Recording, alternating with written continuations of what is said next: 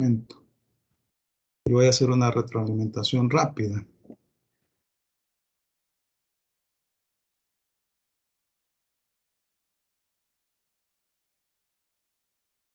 Bueno, estábamos hablando de la ley de impuestos sobre la renta. Les decía que el impuesto sobre la renta es un impuesto directo que grava en forma directa los ingresos del sujeto pasivo o su fuente productora de ingresos. En el artículo 1 se establece que constituye renta, bueno, el hecho generador establecido en la ley se encuentra en el artículo 1 y establece que para efectos de la ley se entiende como hecho generador la obtención de rentas por los sujetos pasivos en un ejercicio específico. Y los ejercicios en el caso del impuesto sobre la renta son de un año, del 1 de enero al 31 de diciembre de cada año. Luego les decía que en el artículo 2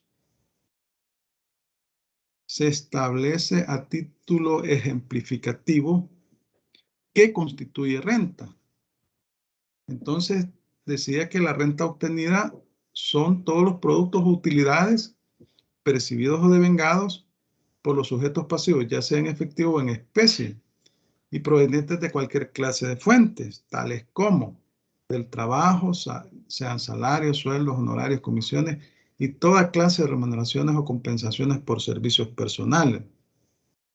Entonces, esto tiene una interpretación auténtica, en la cual se establece que los gastos de representación que gozan algunos funcionarios públicos no constituyen remuneración ni compensación por servicios personales y por consiguiente están excluidos de la disposición. No constituyen renta, o sea. Luego tenemos en la letra B de la actividad empresarial, ya sea comercial, agrícola, industrial, de servicio y de cualquier otra naturaleza. Aquí estamos hablando de el ejercicio de el comercio, de actos de comercio. Entonces, luego tenemos del capital tales como alquileres, intereses, dividendos o participaciones. Y por último, en la letra de toda clase de productos, ganancias, beneficios, utilidades, cualquiera que sea su origen, deudas condonadas, pasivos no documentados o provisiones de pasivos en exceso, así como incrementos de patrimonio no justificado y gastos efectuados por el sujeto pasivo sin justificar el origen de los recursos a que se refiere el artículo 195 del Código Tributario. En el caso de pasivos no documentados y provisiones de pasivos en exceso, la renta obtenida se imputará en el periodo o ejercicio de imposición respectivo. Entonces les decía que esto fue producto de una reforma legal porque resulta que por medio de las deudas a los socios, accionistas o a los familiares, se ocultaban rentas. Entonces, cuando se tratan de deudas que no están debidamente documentadas, para efectos de esta ley, van a constituir renta. Luego estábamos hablando de las rentas excluidas, ¿verdad? No constituyen rentas para los efectos de esta ley. Les había leído el artículo 1, los valores recibidos por, aquí estamos hablando de los viáticos, caso de los viáticos. Los valores recibidos por el trabajador, ya sea en dinero o en especie, del patrono en concepto de viáticos para transporte, alimentación y estadía en una cuantía razonable, herramientas de trabajo, uniformes, equipos de oficina, siempre que las actividades a las que se destinen dichos valores o bienes sean necesarios para la producción de la renta del patrono o para la conservación de la fuente de dicha renta. Asimismo, los valores o bienes recibidos por los trabajadores en los conceptos y cuantías antes referidos no constituyen rentas para estos, cuando los patrones sean sujetos excluidos de conformidad a lo establecido en el artículo 6 de la presente ley, aunque no le generen renta a estos últimos. Siempre, en todo caso, ese tipo de valores o de prestaciones que recibe el trabajador van a estar excluidas del concepto de renta, aunque el sujeto pasivo, el contribuyente, sea un sujeto excluido de acuerdo al artículo 6, es decir, sea una ONG o una fundación que se rigen por la ley de asociaciones y fundaciones sin fines de lucro. Los gastos efectuados por el contribuyente en los conceptos referidos en el inciso anterior con los valores y bienes asignados al trabajador deben de estar respaldados con los documentos que establecen los artículos 107 y 119, facturas, crédito fiscal, facturas a no contribuyente. Deben estar debidamente documentados, ¿verdad? Y los valores o bienes recibidos por los trabajadores con finalidades distintas a las estipuladas en el numeral, en esos casos constituirá renta obtenida. Luego decíamos el valor de los bienes que por concepto de legado o herencia reciba un contribuyente. Y hacemos referencia, bueno, me ha tocado repetir porque en realidad no estaba grabando la clase. Dejo constancia de eso, pero ninguno de ustedes me ayudó. Me dijo, miren, no está grabando la clase, así que les pido de favor que cuando a mí se me olvide me hagan el favorcito de recordarme para no volver a repetir. Bueno, entonces el valor de los bienes que Hola, por Lick. concepto Hola, de hola, legado. Sí, sí. hola. Para mí me beneficia porque prácticamente no había entendido una parte, pero ahora sí Ah, va. ya la acabo de Bueno, explicar. qué Me bien, benefició qué bien que se me bastante. olvidó grabar la Gracias. clase entonces. Vaya, entonces decíamos, el valor de los bienes que por concepto de legados o herencia recibe un contribuyente. Ahí le relaciona el artículo 952 del Código Civil y les decía que se sucede a una persona a título universal y a título singular. A título universal es cuando se sucede en todos los bienes, ¿no? En el conjunto de bienes que posee. Dice el Código Civil, en un tercio de los bienes o en el total de los bienes. Entonces, ahí se llama herederos, son herederos. Pero cuando se recibe a título singular, es cuando se sucede a título singular, es cuando la persona recibe un bien específico del causante, una casa, un caballo, un terreno. Ahí se llama legado. En esos casos se llama legado. Entonces, luego el 3, el valor de los bienes que por concepto de donaciones recibe el contribuyente, toda vez que la transferencia en cuestión se realice entre ascendientes y descendientes, dentro del segundo grado de consanguinidad y cónyuge. Ahí yo le relaciono los artículos 131 y 132 del Código de Familia. Esto de los grados de consanguinidad son los lazos sanguíneos que tiene la persona y se dan por línea recta y por línea colateral. Entonces, en línea recta, eh, entre el padre y el hijo es primer grado, línea recta.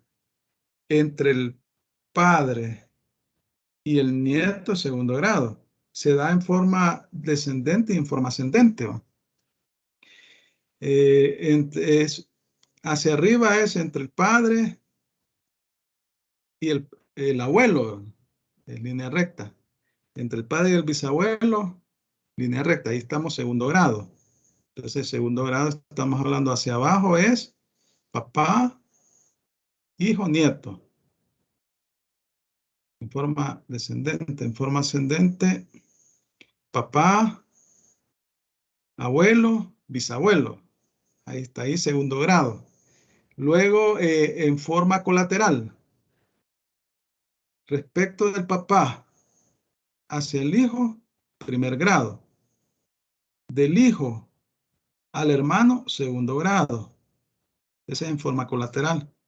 Entonces, tiene que ser una herencia que se reciba hasta el segundo grado entre el hermano, por ejemplo, que le hereda, o le heredó el papá, o el hijo, o el nieto. Y los cónyuges, caso de los cónyuges. Luego, para los efectos de lo establecido en el numeral anterior, se considerará como valor de adquisición de los bienes diferentes. Bueno, perdón, voy a retroceder un poco, y cuando dice cónyuge, también podemos considerar aquí, porque aquí hay que considerar el compañero de vida o la compañera de vida por la unión no matrimonial, siempre y cuando se reconozca judicialmente. Aunque aquí no lo diga, pero aquí aplicamos el Código de Familia. Entonces, cónyuge o compañero de vida. Claro que para la unión no matrimonial hay que reconocerla judicialmente, primero. Cuando fallece el compañero de vida o cuando se separan. Esos son los dos casos que establece el Código de Familia. Y reconocerla judicialmente es que se lleva un proceso judicial y es el juez, el juez de familia emite una sentencia reconociendo.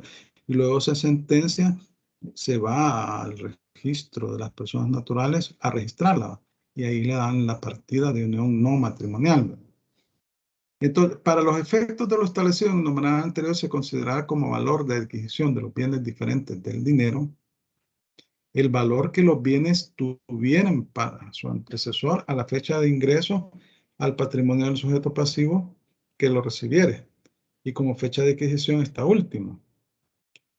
En caso de no poderse determinar el referido valor, los sujetos pasivos lo valorarán a precio de mercado, las cuales podrán ser comprobados por la Dirección General de Impuestos Internos. Obviamente va a ser el valor que tenga en los registros del donante o el precio de mercado o el valor que, sí, la escritura pública, si es una casa.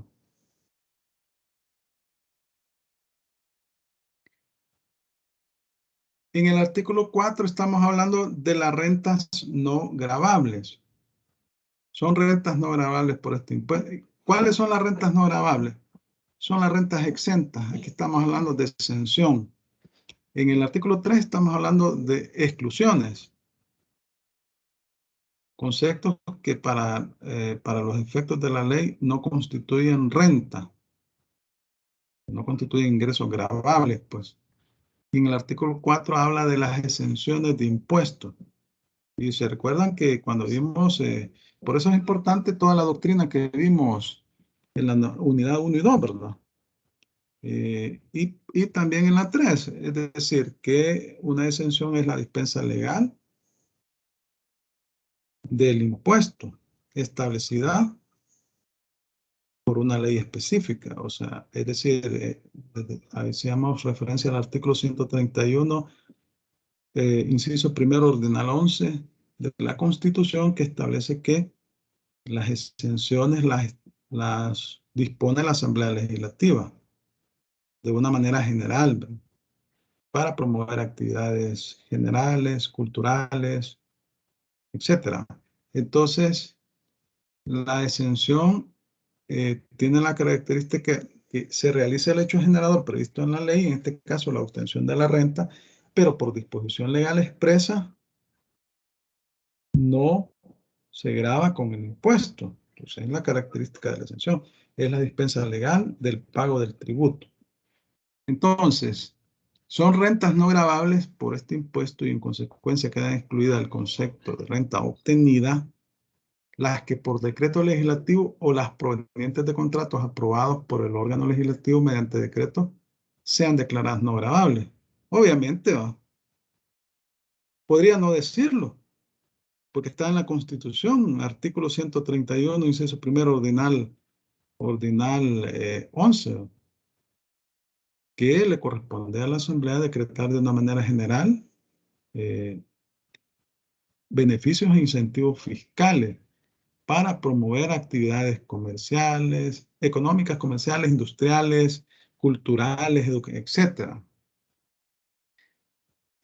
Cuando habla de contratos aprobados, son los préstamos, pero son decretos legislativos, los aprueba la Asamblea Legislativa. Y los préstamos se aprueban con 56 votos.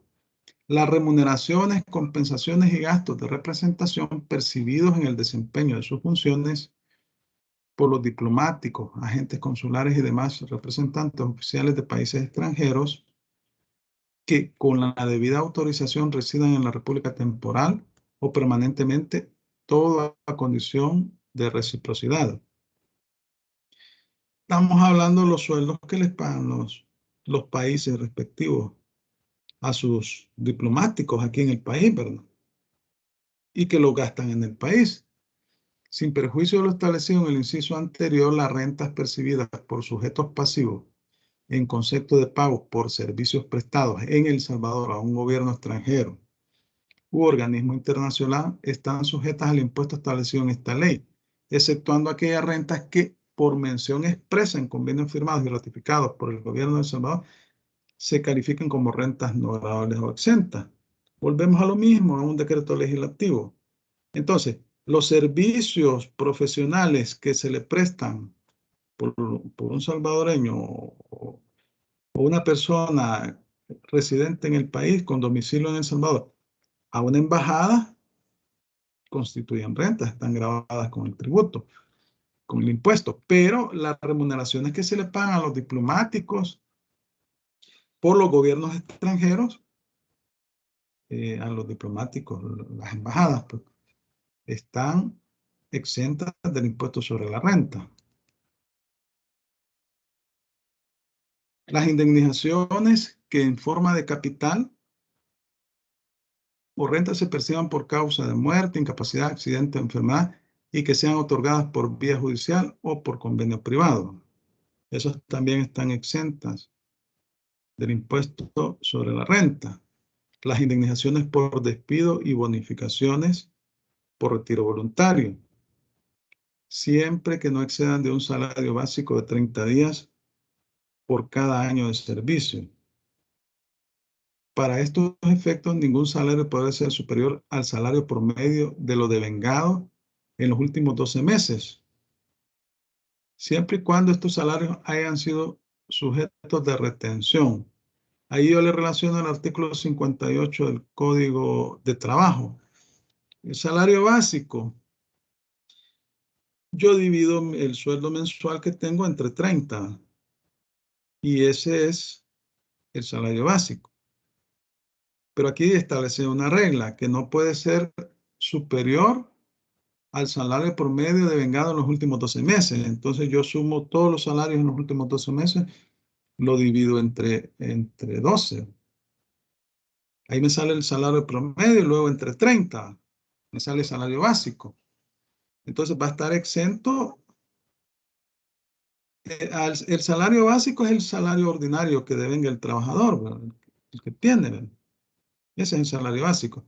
Lo que pasa es que puede suceder que por alguna prestación adicional ese salario se pueda incrementar, ¿verdad?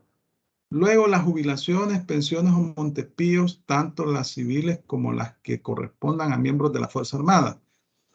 Aquí estamos hablando de, fíjense que jubilaciones, pensiones o montepíos. Jubilación no genera ingreso en sí, o sea, la jubilación genera una pensión. Es que la jubilación, al menos aquí en El Salvador, de acuerdo a la ley del sistema de ahorro para pensiones, eh, es un acto o un derecho que adquiere la persona cuando cumple 25 años de servicio y 60 años de edad los hombres y 55 las mujeres. Entonces ahí se jubila. En ese momento se jubila. Eso no me genera ningún ingreso. O sea, el acto en sí, ¿verdad? El acto en sí de jubilarme, en primera instancia no me genera un ingreso. Lo que debo hacer es un trámite para recibir una pensión. Luego que yo realizo los trámites establecidos en la ley, yo voy a recibir una pensión cuando ya esté jubilado. Jubilado significa que yo ya no trabajo, ya no ejerzo una actividad laboral, pero recibo un beneficio económico que se llama una pensión. Esa es la pensión. Entonces, Los Montepíos, esto de Montepíos en realidad son las pensiones por sobrevivencia. Cuando fallece la persona que está pensionada, sus beneficiarios tienen derecho a una pensión de sobrevivencia, de acuerdo a lo establecido en la ley del sistema de ahorro para pensiones, en la ley del INPEC, ¿verdad? Y, bueno, incluso en la ley de Seguro Social, ¿verdad? Tanto las civiles como las que corresponden a miembros de la Fuerza Armada. Las civiles son los Montepíos, son las pensiones por sobrevivencia que reciben cualquier persona que no sea. Lo que pasa es que los miembros de la Fuerza Armada se rigen por la ley del Instituto de Previsión Social de la Fuerza Armada. Es que aquí hay un montón de leyes que regulan las pensiones. La principal ley es la ley del sistema de ahorro para pensiones, pero hay un grupo de personas que al momento que entró en vigencia la ley del sistema de ahorro para pensiones, eh, que tenían 36 años hacia arriba, estas personas se les dio la oportunidad de quedarse con el antiguo sistema o de incorporarse al nuevo. Eso se llaman los optados. Y estas personas, muchas decidieron quedarse con el sistema de pensiones antiguo, que era el del Seguro Social para los privados y el INPEC para los empleados públicos. Y en el caso del ICFA, bueno, todos los militares, ahí reciben una pensión. Entonces estamos hablando de 4 sistemas, ¿verdad? El ICFA, el del Seguro Social, donde están las personas que se quedaron, bueno, que ya estaban pensionadas por el Seguro Social, y los que mayores de 36 años que decidieron quedarse con ese sistema, que ya son pocos, ¿no? Igual en el INPEC. Y el fuerte, que es el sistema de ahorro para pensiones, el SAC, ¿verdad? Las remuneraciones, compensaciones y gastos de representación recibidos en el desempeño de sus funciones por personas naturales salvadoreñas en el servicio exterior como funcionarios o empleados del gobierno de la República. Estos están exentos. Entendería yo que es porque como en un país extranjero el costo de la vida puede ser más alto. Entonces, posiblemente por eso están exentos.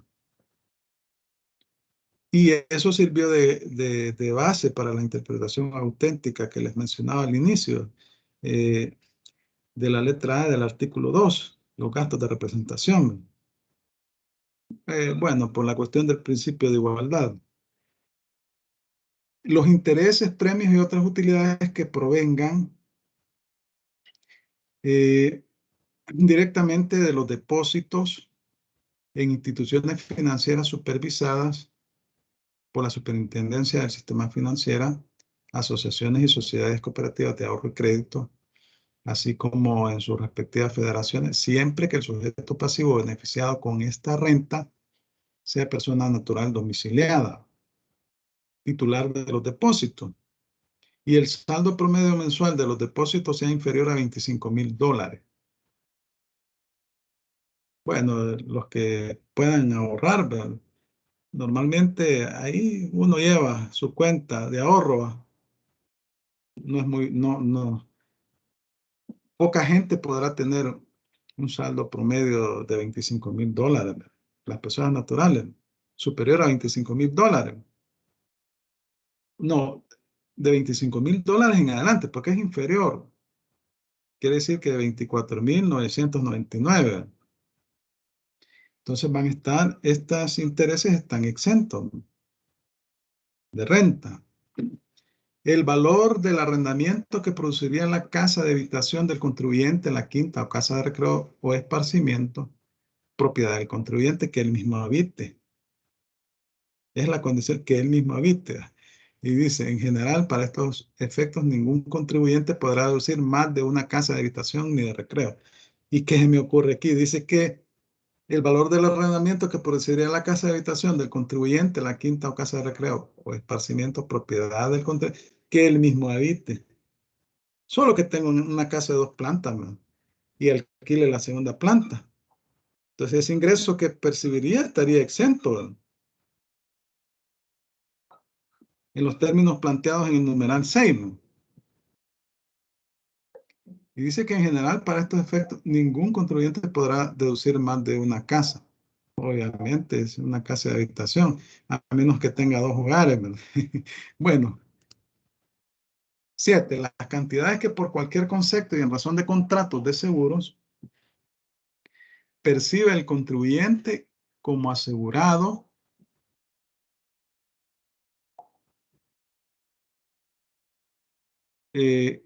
bueno, aquí dice como asegurado beneficiario, los seguros, ¿verdad? Hay seguros de vida, ¿verdad? El caso del seguro total es seguro de vida, totales de vida, u otro tipo de seguro cuando no se suscite el riesgo cubierto y el plazo estipulado sea inferior o igual a 5 años, el valor que se recibe constituirá una renta gravable. ¿Qué es que un contrato de seguro? Es un contrato por un determinado tiempo. Entonces, si no ocurrió el hecho que se esperaba, la muerte o el siniestro, lo que fuera, entonces le devuelven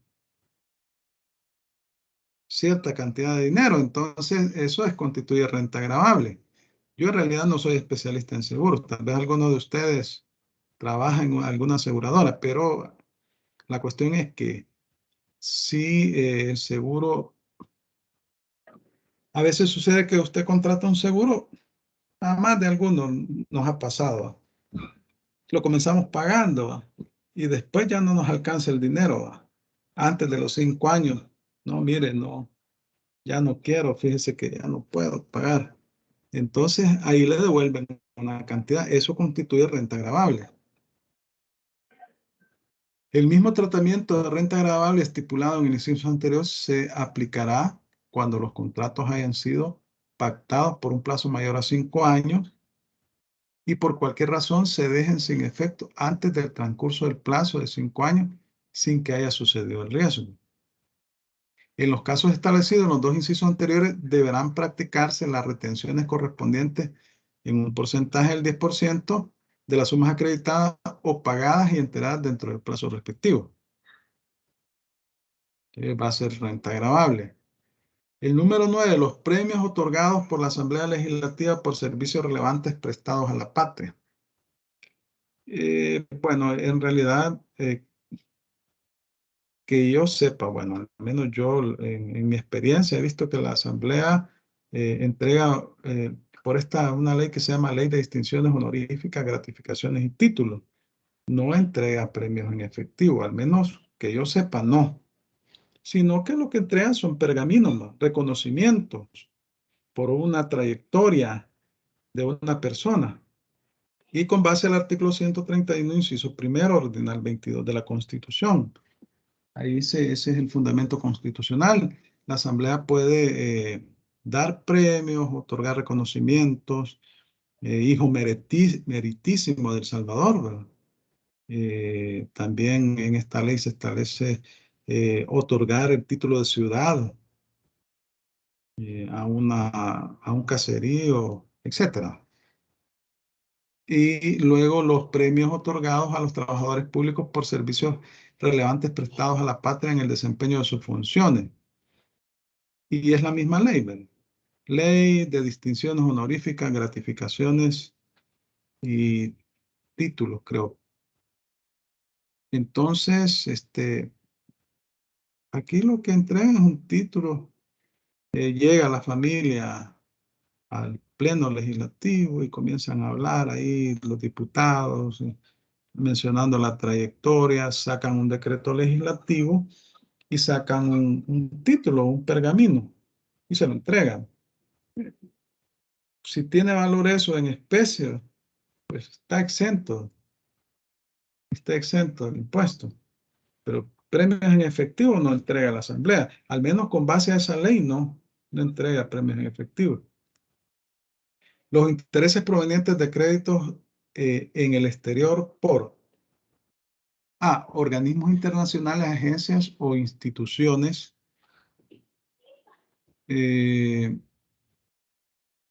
de desarrollo de gobiernos extranjeros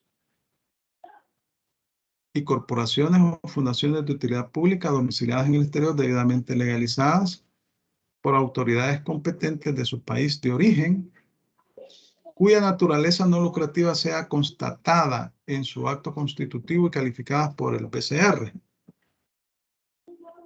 O sea, este tipo de créditos, los intereses que se pagan están exentos, siempre y cuando hayan sido calificadas por el Banco Central de Reserva.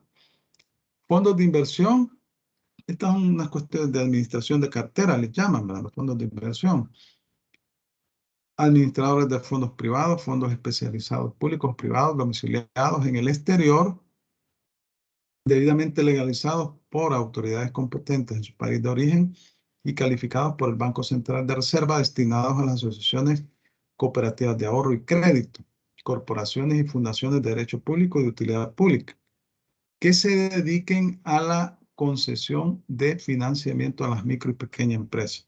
Aquí establece las condiciones, ¿verdad?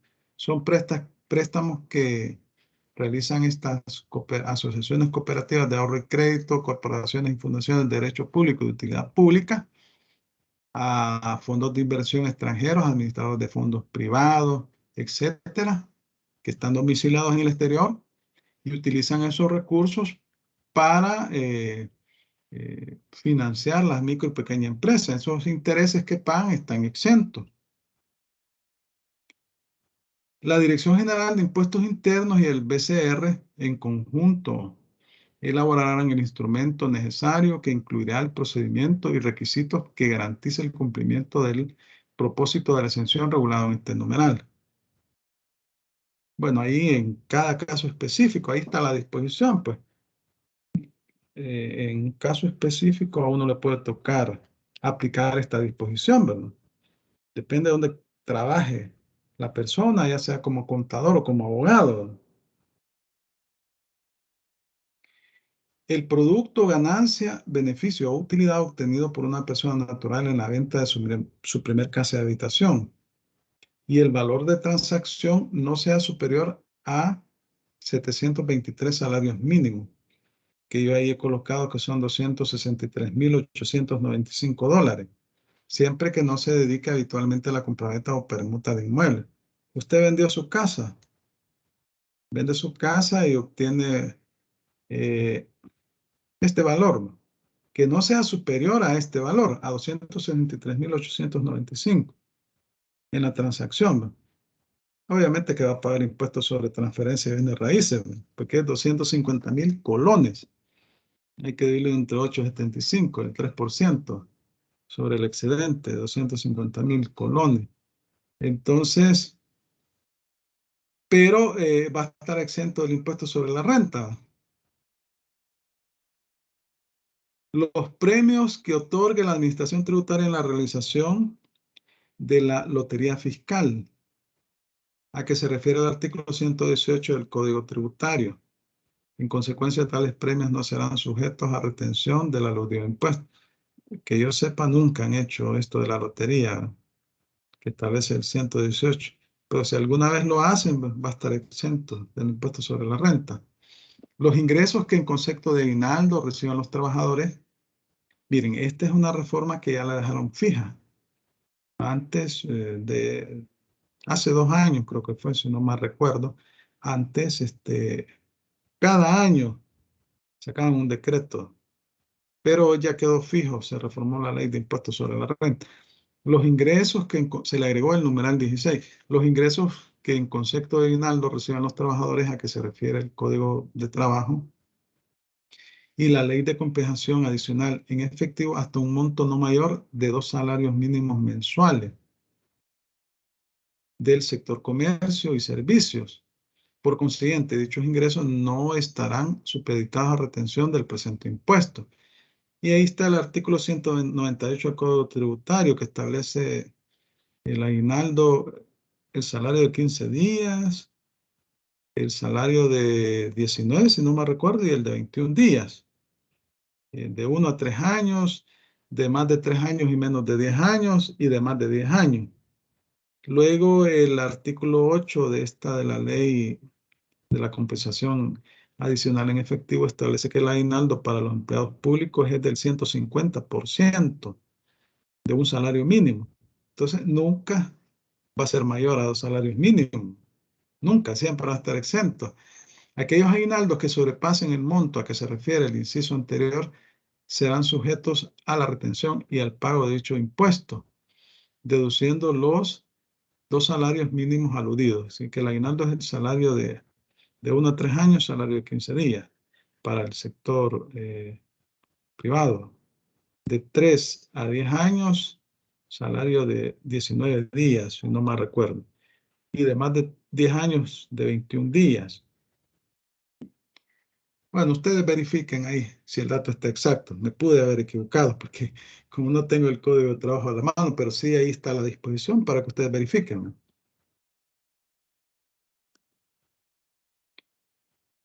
Sujetos pasivos de la obligación tributaria sustantiva. Son sujetos pasivos o contribuyentes y por lo tanto obligados al pago del impuesto sobre la renta aquellos que realizan el supuesto establecido en el artículo 1 de esta ley, ya se trate. Acuérdense que los sujetos pasivos se dividen en contribuyentes y responsables. Entonces, de personas naturales o jurídicas domiciliadas o no. De las sucesiones y los fideicomisos domiciliados o no en el país. La figura del fideicomiso ya la hemos explicado en clase, ¿verdad? Es una figura jurídica por medio de la cual existe un fiduciario que es el banco, un fideicomitente y un fideicomisario. El fideicomitente es el que destina un patrimonio para un fin específico y el fideicomisario es el beneficiario. Esto se regula en el artículo 1233. Las sucesiones, ya hemos hablado, también es una figura jurídica eh, que nace al momento que fallece una persona, que se llama causante. Y mientras no se acepte herencia, eh, se abre cuando fallece la persona y se cierra hasta que haya una aceptación de herencia. Para efectos tributarios se consideran sujetos pasivos. De los artistas, deportistas o similares domiciliados o no en el país, sea que se presenten individualmente como personas naturales o bien agrupados en conjuntos. Bueno, aquí estamos hablando, hay diferentes grupos, pero musicales, ¿verdad? Las sociedades irregulares o de hecho y la unión de personas. Las sociedades irregulares se regulan en el Código de Comercio, aquellas que les falta algún requisito de los exigidos en la ley y por eso no pueden formalizarse como sociedades, ¿verdad? Y las de hecho son personas que pues unen sus esfuerzos, sus capitales, ponen un negocio, ¿verdad? Pero no existe ningún contrato de sociedad. Y la unión de personas, que es una figura jurídica que básicamente eh, dos o más personas se unen para un fin específico. Hacen una escritura y tiene un plazo determinado. Por ejemplo, para participar en una licitación pública. Ganan la licitación y luego, cuando termina el contrato, finaliza también la, la unión de personas, ¿no?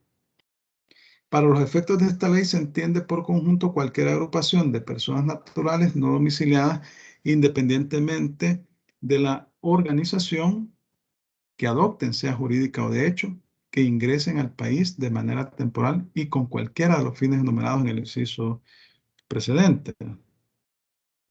Para los efectos de esta ley se comprenderá por sujetos relacionados países, estados o territorios con regímenes fiscales preferentes de baja o nula tributación, no paraísos fiscales, lo regulado en el artículo 62-A, inciso tercero del Código Tributario. Ahí yo he puesto el artículo. Cuando dice que el impuesto sobre la renta sea inferior al 80% del impuesto que se paga en El Salvador o que no se pague. Bueno, ahí establece los criterios el inciso tercero del Código Tributario. Exclusión de sujetos pasivos. Aquí estamos hablando de los sujetos excluidos. Y tenemos el Estado de El Salvador. Obviamente, el Estado de El Salvador no es sujeto pasivo del impuesto, ni tampoco las municipalidades, ni las corporaciones y fundaciones de derecho público. Estas son creadas por ley. Aquí estamos hablando de CEPA, CEL, son instituciones del Estado.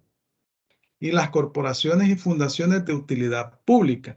Las de utilidad pública son las que se rigen por la ley de asociaciones y fundaciones sin fines de lucro. Y se consideran de utilidad pública las corporaciones y fundaciones no lucrativas constituidas con fines de asistencia social, fomento de construcción de camino, caridad, beneficencia, educación e instrucción, culturales, científicos, literarios, artísticos, políticos, gremiales, profesionales, sindicales y deportivos, siempre que los ingresos que obtengan y su patrimonio se destinen exclusivamente a los fines de la institución y en ningún caso se distribuyen directa o indirectamente entre los miembros que las integran. Aquí también podemos mencionar los partidos políticos. Eh, también pueden estar establecidos acá. La no sujeción de las corporaciones y fundaciones de utilidad pública deberán ser calificadas previamente por la DGI. Estamos hablando de las ONG, ¿verdad? Y de las fundaciones, que para gozar de este beneficio de sujeto excluido debe de tramitarlo ante la Dirección General de Impuestos Internos y esta emite una resolución de exclusión de sujeto pasivo, la cual puede ser revocada en cualquier momento cuando se establezca que esta empresa no cumple, ¿va? No cumple con los requisitos. Entonces luego tenemos la determinación de la renta obtenida. La renta obtenida, artículo 12, se determinará sumando los productos utilidades totales de las distintas fuentes de renta del sujeto pasivo. Un sujeto puede tener diferentes tipos de renta, ¿no? Un asalariado puede tener rentas diversas, puede tener sueldos, puede tener un pequeño negocio que le genera ingresos, puede tener alquileres, ¿no? También. Esos ingresos, todos esos productos, utilidades se suman. Puede tener acciones, ¿no? Puede tener utilidades. Entonces, todo eso se suma. Y las que son obtenidas en un ejercicio particular, ¿ve? Muy específico. Ejercicio de imposición. Para los efectos del cálculo del impuesto, la renta obtenida se computará por periodos de 12 meses que se denominarán ejercicio de imposición. Las personas naturales y jurídicas tendrán un ejercicio de imposición que comenzará el 1 de enero y terminará el 31 de diciembre. Cuando el sujeto obligado dejare de existir o se retirare definitivamente del país, terminando sus actividades económicas en él, antes de finalizar el ejercicio de imposición correspondiente, se deberá liquidar el impuesto sobre la renta que corresponda a la obtenida en dicho periodo. Es decir, va a sumar sus productos, sus rentas obtenidas desde el inicio del ejercicio hasta, si hasta junio llegó hasta ahí, ¿verdad? Y va a declarar cuando en el periodo que se declara en abril, ¿verdad? De enero a abril. La renta se presume obtenida a la medianoche del día en que termine el ejercicio o periodo de imposición correspondiente. Cada ejercicio o periodo de imposición se liquidará de manera independiente del que le precede y del que le siga, a fin de que los resultados de ganancias o de pérdidas no puedan afectarse por eventos anteriores o posteriores en los negocios o actividades del contribuyente, salvo excepciones legales. Entonces, estamos hablando que la renta se determina sumando todos los productos, utilidades, todos los ingresos que obtuvo el contribuyente de sus diferentes fuentes en un ejercicio determinado. Y el periodo fiscal es del 1 de enero al 31 de diciembre de cada año. Y cada ejercicio es independiente. El ejercicio del 2020 es independiente del 2021 y del 2022. Y se paga los primeros 4 meses del año siguiente a la finalización del ejercicio. Aquí tenemos una figura que se llama ganancia de capital. La ganancia de capital se da o se produce por aquellas actividades que no son habituales. No son o sea que el contribuyente no se dedica a ese tipo de actividades, no es esa su principal fuente de ingresos. Por ejemplo, vendió una casa, tiene su negocio de venta de vehículos, no se dedica. Entonces, la ganancia obtenida por una persona natural o jurídica que no se dedica habitualmente a la compraventa, permuta u otra forma de negociaciones sobre bienes muebles o inmuebles, un vehículo, la venta de un vehículo, es difícil que me genere ganancia de capital, ¿va? Porque yo vendo mi vehículo, lo voy a vender a un precio menor al costo que, salvo raras excepciones, ¿va? Aquí no se incluye el que se dedica a la venta de vehículos, porque no, aquí estamos hablando de actividades que no son habituales, que no son comunes, ¿va? Que no forman parte del negocio al que normalmente se dedica un contribuyente. Constituye ganancia de capital y se grabará de acuerdo a la siguiente regla. Se va a grabar con un impuesto del 10%. Y en la casilla del impuesto sobre la renta, bueno, los que están viendo los formularios, ahí van a observar que hay una casilla donde dice ganancia de capital. Después de calculado el impuesto sobre la renta, se suma el impuesto de ganancia de capital. En cada transacción, la ganancia o pérdida de capital se determinará deduciendo del valor de la transacción el costo básico del bien, el importe de las mejoras efectuadas para conservar su valor y el de los gastos necesarios para efectuar la transacción. El costo básico es el costo de adquisición.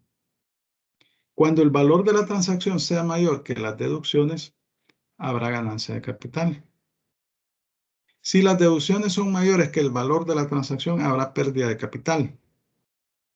Se considerarán mejoras todas aquellas refacciones, ampliaciones y otras inversiones que prolonguen apreciablemente la vida del bien, impliquen una ampliación de la constitución primitiva del mismo o eleven su valor, siempre que dichas inversiones no hayan sido admitidas como gastos de producción de la renta o de conservación del buen, o sea, que no hayan sido deducidos en la declaración ordinaria de renta. Entonces, el costo básico yo lo sumo las ampliaciones, las mejoras, todos aquellos costos y gastos en que incurrí para mantenerlo en condiciones. La pérdida de capital proveniente de las transacciones a que se refiere el inciso primero de este artículo será deducible de la ganancia de capital, solo de la ganancia de capital.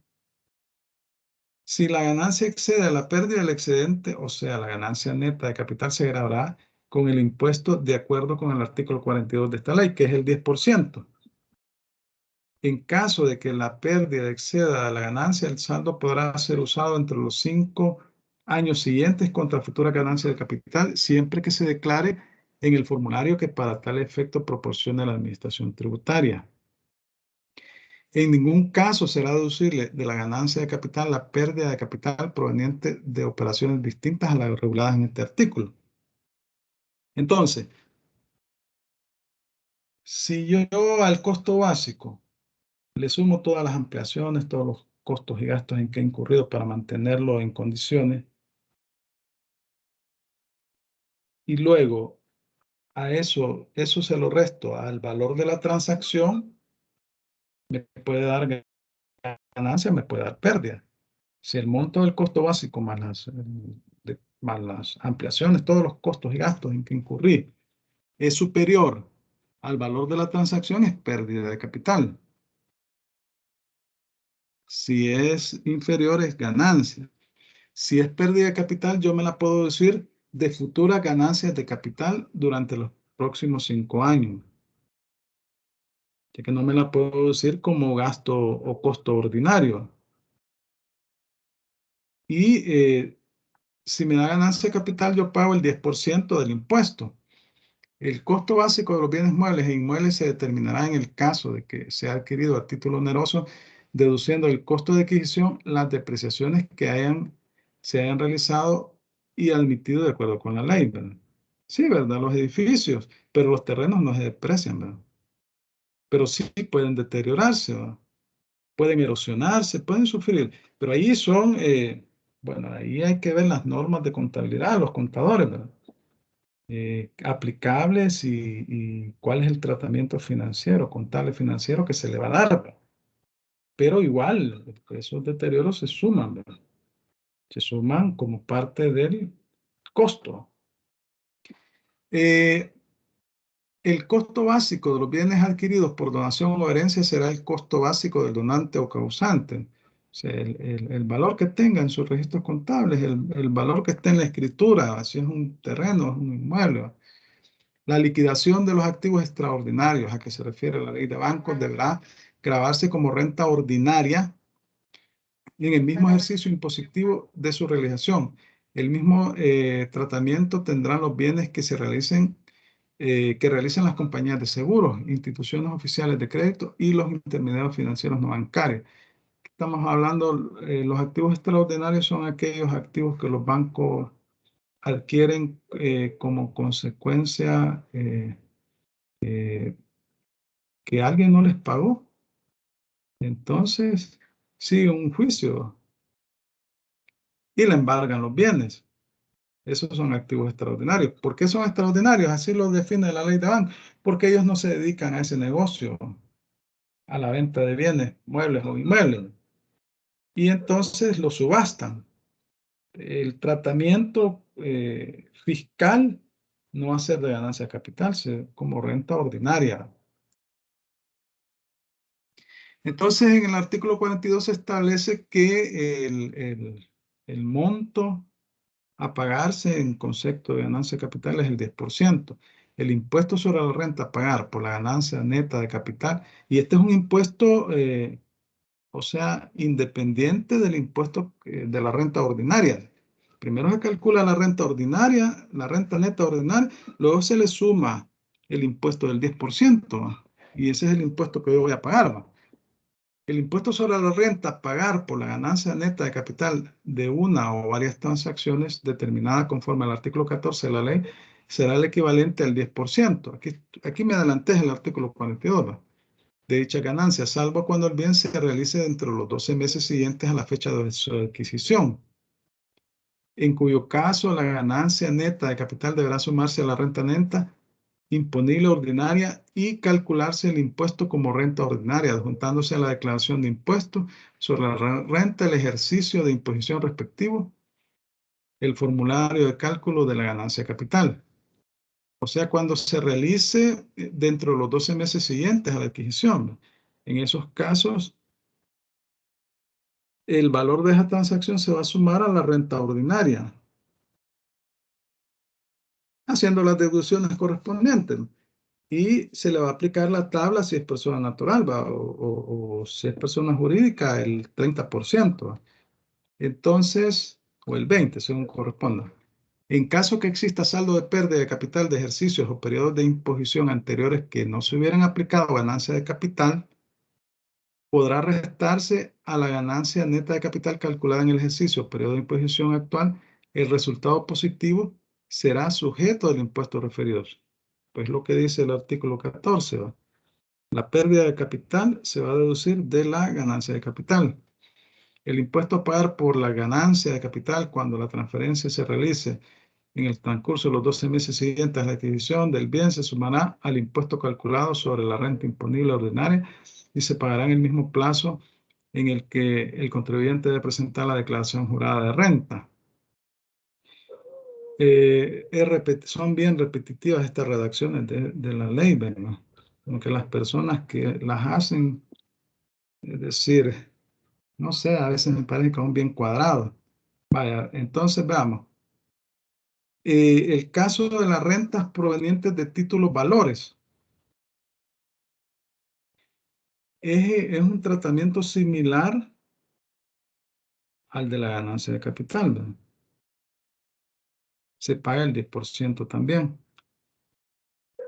Las utilidades, dividendos, premios, intereses, réditos, ganancias netas de capital o cualquier otro beneficio obtenido por una persona natural domiciliada en inversiones de títulos valores y demás instrumentos financieros estará grabada con el impuesto establecido en esta ley a una tasa del 10%, la cual se liquidará separadamente de las otras rentas. O sea, el mismo tratamiento que la ganancia de capital. En la casilla de la declaración de renta, ustedes fíjense bien, los que tienen los formularios de renta, van a ver ahí que hay una casilla para ganancia de capital, otra para rentas provenientes de títulos valores, ¿va? Después del cálculo de la renta neta, ¿va? Y la cual se liquidará separadamente de las otras si a la referida renta se les efectuarán las retenciones respectivas, no deberán declararse constituyendo la retención efectuada para el definitivo del impuesto. Es bien difícil que no le efectúen la retención, ¿verdad? Los bancos. Pero si no la efectuaron, lo va a tener que declarar. El impuesto se pagará en el mismo plazo en que el sujeto pasivo deba presentar la declaración jurada del impuesto sobre la renta del correspondiente ejercicio o periodo de imposición, adjuntándose dicha declaración el formulario de cálculo de la renta de capital que deberá llenarse con los requisitos y especificaciones que disponga la Dirección General de Impuestos Internos. Aquí las personas que van a trabajar los formularios de renta tienen que agregar estos formularios, el de ganancia de capital y el de renta de provenientes de títulos valores, y los deben de explicar, ¿verdad? Y aquí establece también cuando son no domiciliados, ¿no? Aquí habla de persona natural domiciliada, ¿no? Este inciso primero y segundo. Y aquí, cuando la renta provenga de transferencia o cesión de uno o varios títulos valores, para determinar el resultado, se disminuirá del valor de la transacción el costo de dichos títulos, sujetándose a la siguiente regla. Bueno, aquí estamos hablando de varios títulos, valores. Estamos hablando de títulos, valores acá. Dice, el valor de la transacción será el precio acordado por las partes, el cual no podrá ser inferior al precio de cotizaciones en bolsa de valores a la fecha de la venta, o del valor en libros del emisor del título si no existe precio de cotización en bolsa. Los importadores, los importes a deducirse del valor de transacción será el costo de adquisición del título más los gastos necesarios para efectuar la transacción. Si se tuvieran varios títulos, el costo de adquisición se determinará con base en promedios ponderados, dividiendo la sumatoria de los costos de adquisición de los títulos entre el número total de títulos adquiridos, aunque solo se enajene una parte de ella. El promedio se aplicará para títulos de la misma especie, ¿no? Tengo varios títulos, bonos, ¿no? Sumo el costo de todos y lo divido entre el número de títulos. Si el resultado fuere positivo, constituirá ganancia de capital. Y si fuere negativo, constituirá pérdida de capital, la cual solo podrá compensarse con ganancias de capital de títulos, valores u otros bienes obtenidos en el ejercicio periodo de imposición en el que ocurrieron las pérdidas o en los 5 años inmediatos siguientes, siempre que la pérdida hubiera sido declarada y registrada. Si yo tengo pérdida, ahí hay una casilla en la declaración de impuestos sobre la renta, pérdida de capital, pérdida proveniente de renta de títulos, valores. Las reglas del inciso anterior respecto de la ganancia de capital de títulos, valores también son aplicables a sujetos pasivos distintos de personas naturales. Estamos hablando, mejor hubiera dicho, personas jurídicas de un solo. También es aplicable a las personas jurídicas. Y dice que no estarán sujetos a impuestos los dividendos que se enmarquen en lo regulado en el artículo 4, numeral 13 de esta ley. El artículo 4, el numeral 13 de esta ley ha sido derogado, entonces esta disposición es inaplicable. Cuando las rentas provengan de títulos, valores y demás instrumentos financieros en el exterior y sean nominalmente obtenidas por sujetos o entes salvadoreños domiciliados en el país, estarán gravadas con el impuesto, debiendo observarse en tal caso las mismas reglas establecidas en el artículo 27 de esta ley.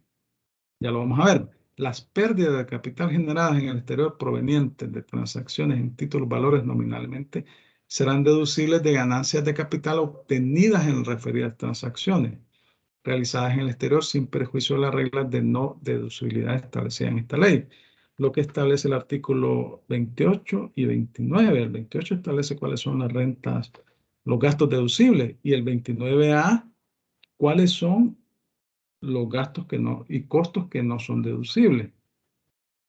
En caso que la pérdida de capital generadas en el exterior exceda la ganancia de capital obtenida en el exterior, el saldo podrá ser usado entre los 5 años siguientes contra futuras ganancias de capital obtenidas en el exterior, siempre que se declare en el formulario que para tal efecto proporcione la DGI.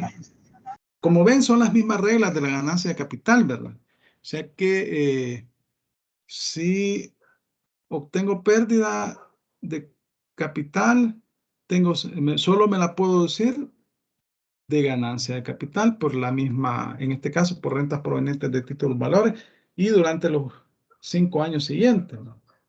Entonces, si vendo los títulos, pues al costo original yo le sumo todos los costos y gastos en que incurra para efectuar la transacción, y luego ahí me puede dar una ganancia o una pérdida de capital, ¿verdad?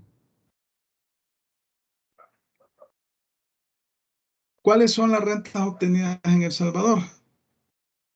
Bueno, las que provengan de bienes situados en el país, así como de actividades efectuadas o de capitales invertidos en el mismo, y de servicios prestados o utilizados en el territorio nacional, aunque se reciban o paguen fuera de la República. Si el servicio se utiliza en el territorio nacional, va a constituir renta obtenida en El Salvador, aunque se pague en el exterior, ¿verdad? Las rentas provenientes de servicios que se utilizan en el país constituirán renta obtenida en El Salvador para el prestador del servicio, independientemente que la actividad que lo origina se realice en el exterior. Sí, porque hay servicios que se originan en el exterior, pero se prestan en el país. Pues la elaboración de planos, por ejemplo. Alguien puede elaborar planos, un arquitecto en Estados Unidos, ¿verdad? Pero se utilizan en El Salvador.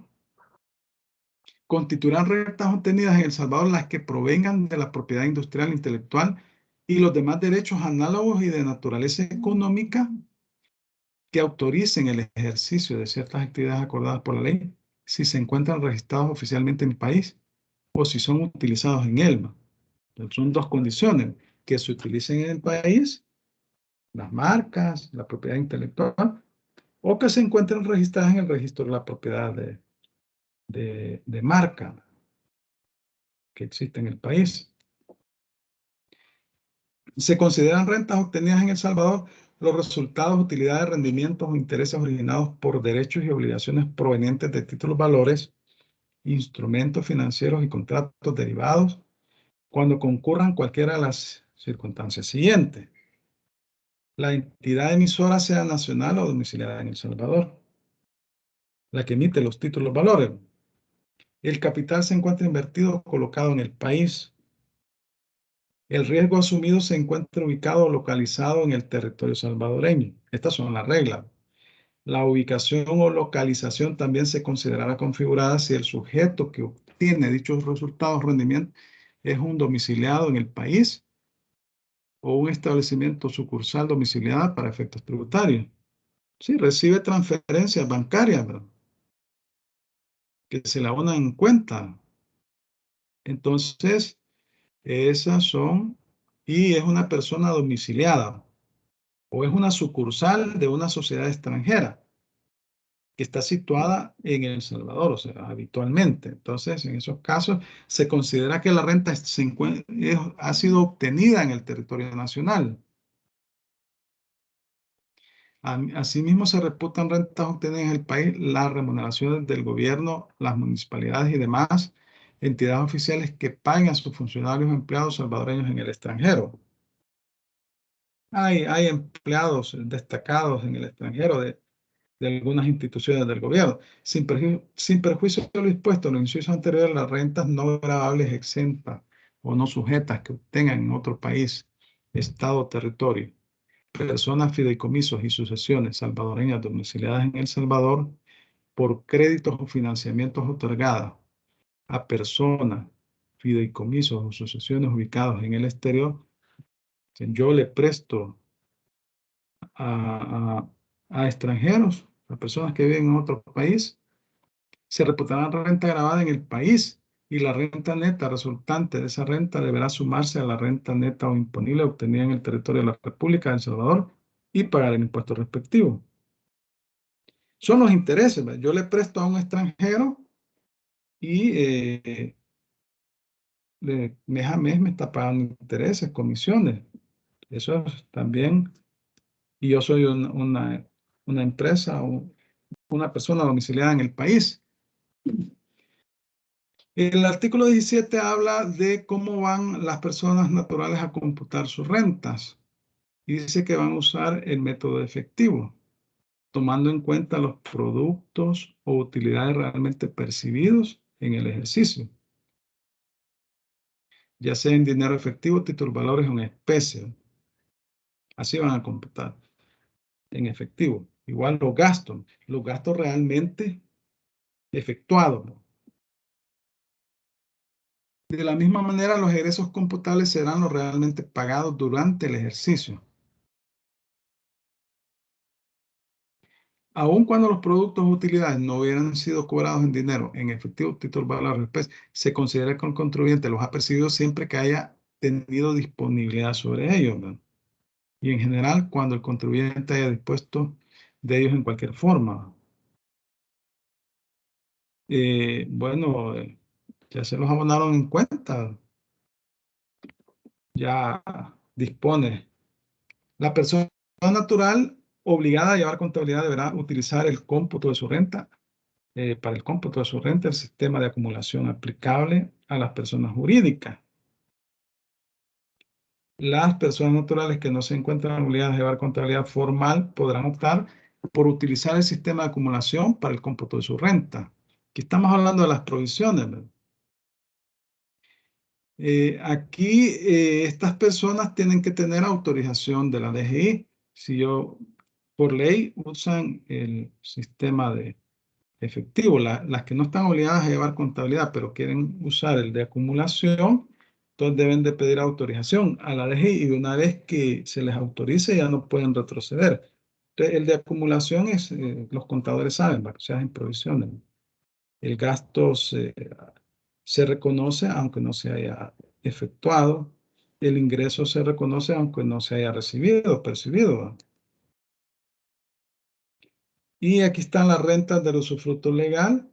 Los padres sumarán a sus rentas personales por partes iguales o según el caso, de acuerdo a lo señalado en el derecho común, el usufructo legal del hijo no emancipado. ¿Qué es el usufructo legal? Es una figura jurídica por medio de la cual una persona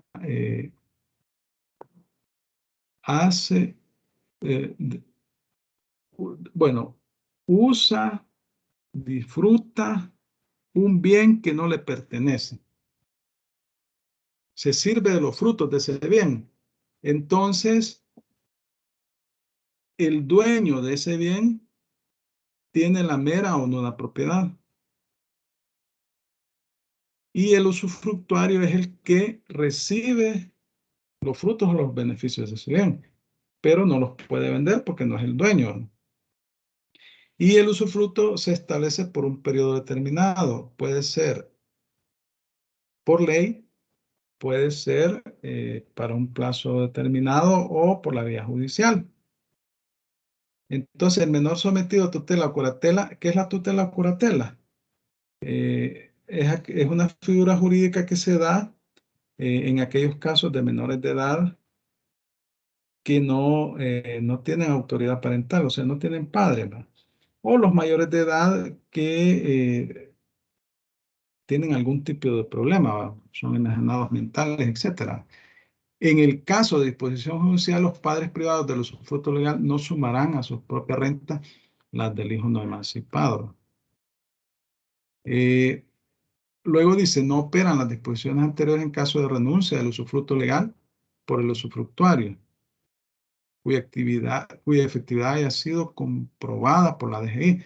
Entonces, dice, los padres sumarán a sus rentas personales por partes iguales o según el caso, de acuerdo a lo señalado en derecho común, el usufructo legal del hijo no emancipado, es decir, que esté bajo su tutela, bajo su autoridad parental.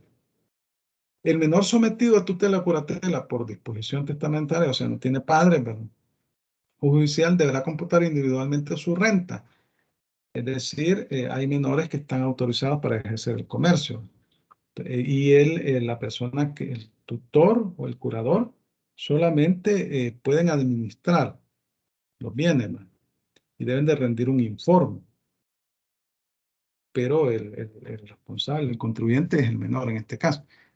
No operan las disposiciones anteriores en caso de renuncia del usufructo eh, legal por el usufructuario cuya efectividad haya sido comprobada por la Dirección General de Impuestos Internos, ¿no? Vaya. Fallecimiento, artículo 19. En caso de fallecimiento, las rentas obtenidas se computarán desde el día en que se inició el ejercicio de imposición hasta el día del deceso. Sí, ¿verdad? Falleció en septiembre, su renta, claro, el que fallece no puede declararlo, van a ser sus herederos los que van a declarar los primeros 4 meses cuando finalice el ejercicio, hasta septiembre, ¿no? Porque de septiembre en adelante se abre la sucesión, ¿no? Y aquí pues habla de las sucesiones. ¿A partir de cuándo va a computar la renta? Desde el momento en que se abre. ¿Y cuándo se abre? Desde el día siguiente en que falleció la persona. Y hasta la aceptación de la herencia. Entonces, puede ser que una sucesión se encuentre abierta durante varios ejercicios. Y entonces va a seguir declarando la sucesión. Y cuando hay aceptación de herencia, en el ejercicio que hay aceptación de herencia, entonces los herederos, si es una sola persona o varias, van a declarar desde el momento de la aceptación de herencia, ¿verdad? En ese ejercicio. Si en junio aceptaron, de junio a diciembre, va individualmente o, sí, individualmente. Y se cierra la sucesión. La sucesión, si aceptaron el 30 de junio, la sucesión va a declarar hasta el 29, ¿verdad? Hasta el 29. Y entonces el caso de los herederos es igual, ¿verdad? A partir de que aceptan herencia. A partir de ahí van a sumar a sus rentas los productos de la herencia, o sea, la masa sucesoral, ¿verdad? Lo que han heredado lo van a sumar. Y luego el fideicomiso también, desde el momento que se constituye, va a declarar la renta. Hay alguien que está preguntando, Martínez Valiente, José Eduardo, está levantando la Hola, buenas mano, noches, Lick. ¿sí? Yo tengo una consulta, bueno, una duda, mejor dicho. Usted mencionó el caso en la ganancia de capital sobre, digamos, una empresa, una entidad a que se dedica a la venta de vehículos. No, ahí no hay Digamos, en el ganancia. caso de que la empresa se dedica a la venta de vehículos, la empresa tiene en activo fijo vehículos. Estos, al venderlos, entrarían como ganancia de capital o entrarían en la renta ordinaria. Vaya, mire, si la actividad principal es la venta de vehículos, son rentas ordinarias, porque esa es su actividad principal, venta de vehículos, porque la ganancia de capital son por aquellas actividades no habituales, ¿no? Que no son habituales. Entonces, Si no es una actividad habitual, o sea, que no son parte del negocio principal que realiza normalmente la persona, entonces no hay ganancia de capital, es una renta ordinaria. Así sería.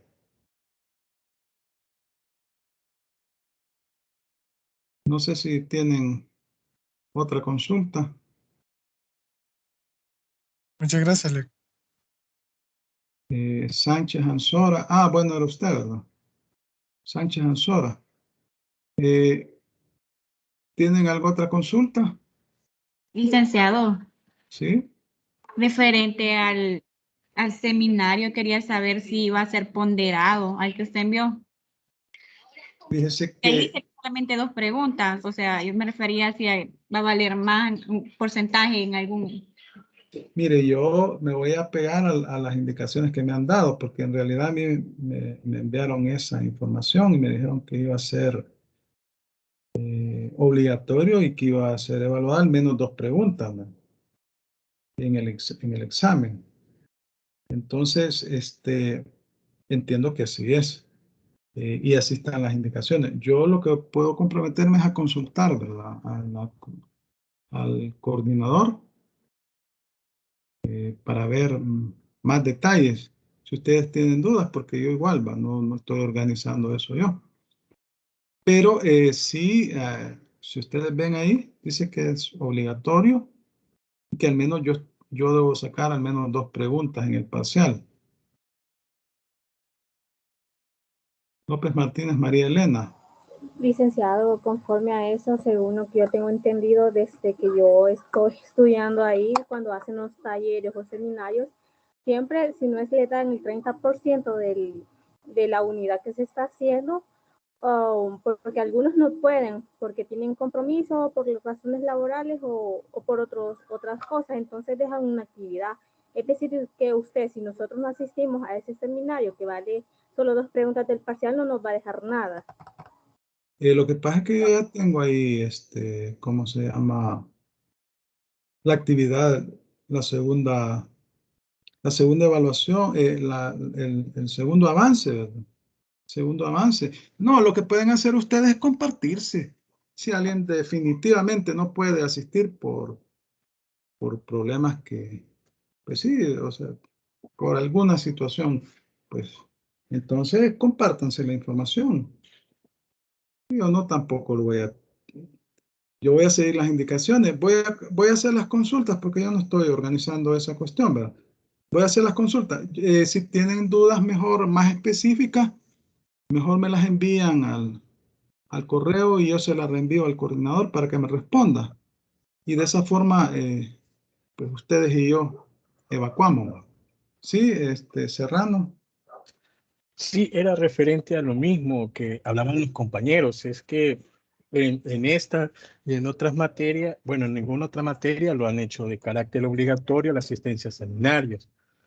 Y ya, y si, digamos, ha sido como la sustitución de la tarea de que generalmente dejan. En este caso, digamos, la tarea que usted tenía, o que más bien dicho, que el catedrático tenía asignada para esa unidad, sustituía el seminario, pero siempre quedaba a criterio del alumno, cualquiera que fuese o no fuese, cualquiera que fuera el motivo, ya sea por situación económica, por Vale, tiempo, lo mira, que fuera.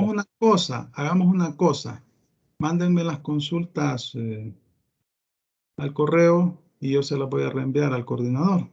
A ver qué me responde, porque yo también cuando hago el parcial quiero decirle, ¿no? Quiero decirle, cuando yo elaboro el parcial, 3 días antes del parcial debo enviarlo al coordinador para la autorización respectiva. Y una vez que está autorizado, yo ya puedo, ¿cómo se llama? Hacer el parcial. Entonces, así está la cosa. No sé si iba a decir más algo usted, Serrano. No, no, gracias, solamente eso. Pues si de ser así, pues le podemos agregar al correo la información que, para que Sí, usted la transmita, pues. Sí, ¿verdad? yo lo Gracias. que puedo hacer es reenviarlo. Miren, los alumnos me están consultando esta situación. Porque sí, o sea, yo les digo, es primera vez que yo estoy dando clases aquí en la universidad y que hay situaciones que, pues sí, todavía yo no estoy empapado. ¿Va? Entonces, lo más que puedo hacer es comprometerme a consultar, ¿va? Y después trasladarles por la misma vía la información pertinente, ¿verdad? Entonces, si no tienen consultas sobre esta temática, nos quedamos hasta acá. Y sí les pido de favor que siempre me recuerden grabar la clase cuando a mí se me olvide, porque para que todos quede evidencia de lo que se ha dado. Entonces, si no tienen consulta, yo les agradezco su atención. Disculpen que aquí ya nos pasamos un poquito. Gracias por su atención. Pasen feliz noche y ustedes háganme las consultas por correo y yo me comprometo a consultar al coordinador de la cátedra para que, y luego se la reenvío a ustedes la respuesta. Gracias entonces. Ok, gracias, licenciado. Buenas Bueno. noches.